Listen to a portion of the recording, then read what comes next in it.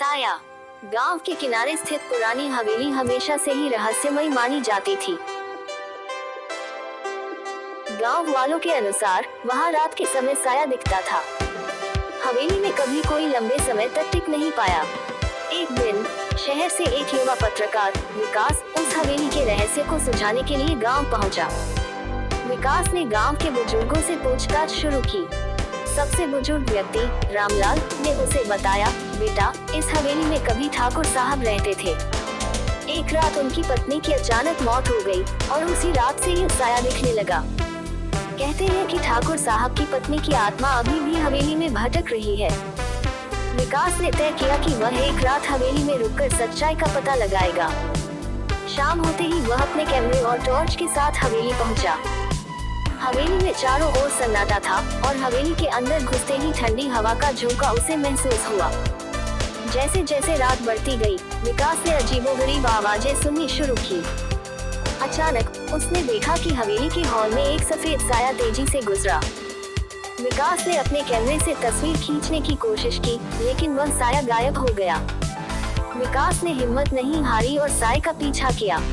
वह साए को हवेली के एक कमरे में जाता देखता है। जब वह उस कमरे में पहुंचा, तो दरवाजा अपने आप बंद हो गया।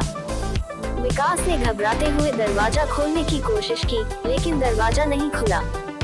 तभी कमरे के कोने से एक धीमी, डरावनी आवाज आई, कौन हो तुम? यहाँ क्यों आए हो? विकास ने कांपते हुए जवाब दिया, मैं विकास हूँ, पत्रकार। मैं जानना चाहता हूँ कि इस हवेली में क्या हो रहा है।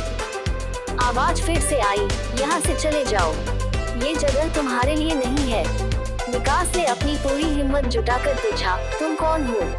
उस साए ने धीरे धीरे अपने रूप में आना शुरू किया। वो साया किसी महिला का था, जिसकी आंखों में आंसू थे।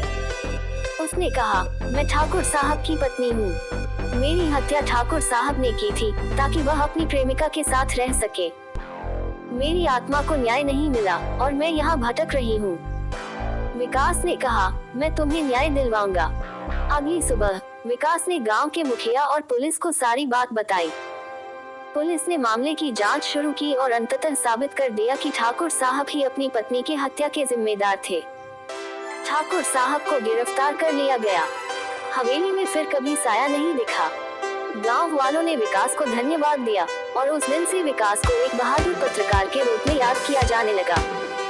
इस कहानी में रहस्य, रोमांच और न्याय की प्राप्ति की एक अनोखी कहानी बयां की गई है। आशा है आपको पसंद आई होगी।